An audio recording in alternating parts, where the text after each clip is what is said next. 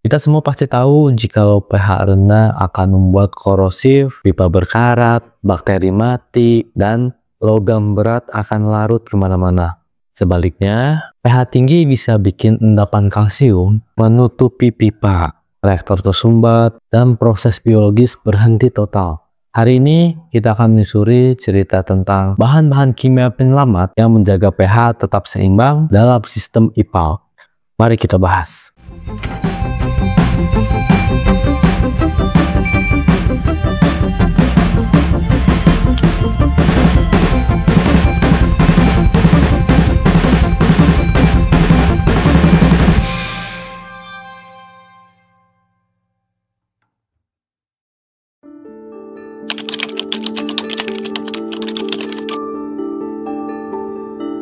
Pertama, kita masuk ke dalam kondisi klasik, yaitu pH rendah, alias air limbah terlalu asam. Biasanya ini disebabkan oleh limbah yang banyak mengandung asam organik atau hasil fermentasi dari dapur dan proses kimia. Bahan utama yang sering digunakan dalam menaikkan pH yaitu natrium hidroksida. Tapi NaOH harus digunakan hati-hati karena reaksinya sangat eksotermik, bisa memanaskan air limbah secara signifikan. Kalau pH-nya tidak terlalu rendah, alternatif yang lebih aman adalah kalsium hidroksida atau kapur tohor. Ia cocok untuk sistem besar yang butuh penyesuaian stabil. Biasanya operator akan membuat sluri campuran air dan kapur, lalu memasukkannya melalui dosing pump ke tangki netralisasi. Di sini ada juga bahan yang lebih lembut lagi, yaitu soda as. Soda as bekerja lebih pelan tapi efektif menjaga pH agar tidak turun lagi setelah dinetralkan. Di beberapa kasus ekstrim, terutama di industri makanan, operator juga sering menggunakan magnesium hidroksida karena bahan ini punya kemampuan netralisasi tinggi tapi tidak menimbulkan kerak.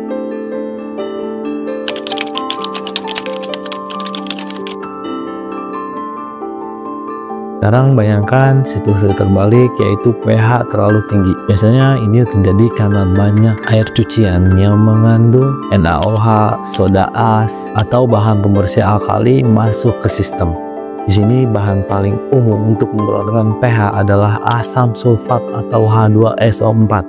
Asam sulfat menurunkan pH dengan menambahkan ion hidrogen ke dalam air limbah basah. Asam ini kuat, cepat bereaksi, dan efektif, tapi juga berbahaya jika digunakan tanpa adanya kontrol.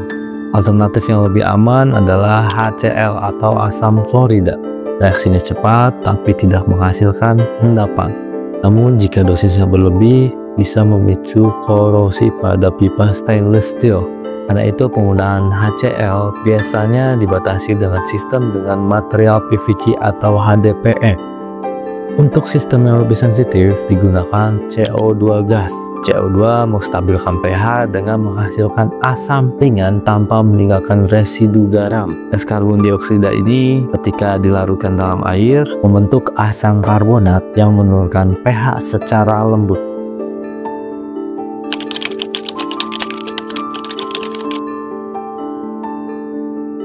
Bahan kimia tidak bisa bekerja sendiri. Di IPAL ada rangkaian alat yang memastikan semua koreksi pH jalan aman dan presisi. Yang pertama adalah neutralization tank, yaitu tangki khusus untuk mencampur air limbah dengan bahan kimia penetral. Tangki ini dilengkapi dengan agitator atau pengaduk untuk memastikan pencampurannya merata.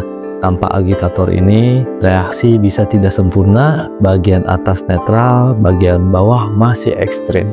Kemudian ada dosing pump, jantung dari sistem koreksi pH. Dosing pump ini mengontrol laju air bahan kimia sesuai kebutuhan sistem IPAL. Dasar utamanya di sini disebut pH probe. Probe ini adalah batang sensitif yang mendeteksi jumlah ion di dalam air. Ia terhubung ke pH controller yang membaca dan mengirimkan sinyal ke dosing pump. Dua mereka seperti dokter dan infus pasien. Controller memberi resep, dosing pump memberikan obat.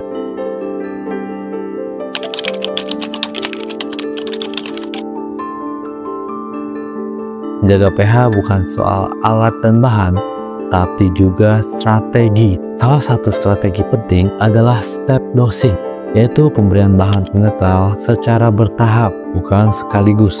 Step dosing menjaga kestabilan pH dengan menambahkan bahan penetral secara bertahap, sedikit demi sedikit, hingga pH itu seimbang. Nah, tips berikutnya adalah pre-mixing solution. Operator biasanya melarutkan bahan kimia pekat ke dalam air terlebih dahulu agar tidak terjadi reaksi keras saat masuk ke tangki. Kemudian ada pH trending monitoring, yaitu pencatatan pH dari waktu ke waktu. Jangan lupa juga dengan safety PPE, personal protective equipment, karena bahan asam dan basa bisa menimbulkan luka bakar kimia.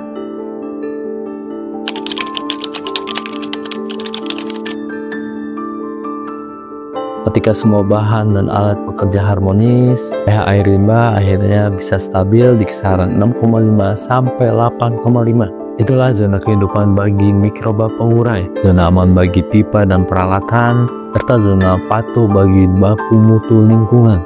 Jika pH tidak dijaga, efeknya bisa meluas. pH rendah membuat logam berat seperti Fe dan Mn itu terlalu, dan jika air dibuang ke sungai, bisa menghilangkan nyawa ikan.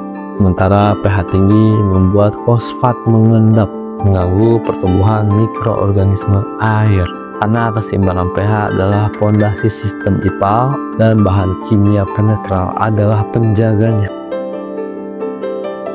Terima kasih sudah menonton video ini sampai akhir. Jika kalian suka dengan video ini, boleh di like dan share ke teman-teman kalian jika video ini bermanfaat. Terima kasih sekali lagi. Assalamualaikum warahmatullahi wabarakatuh.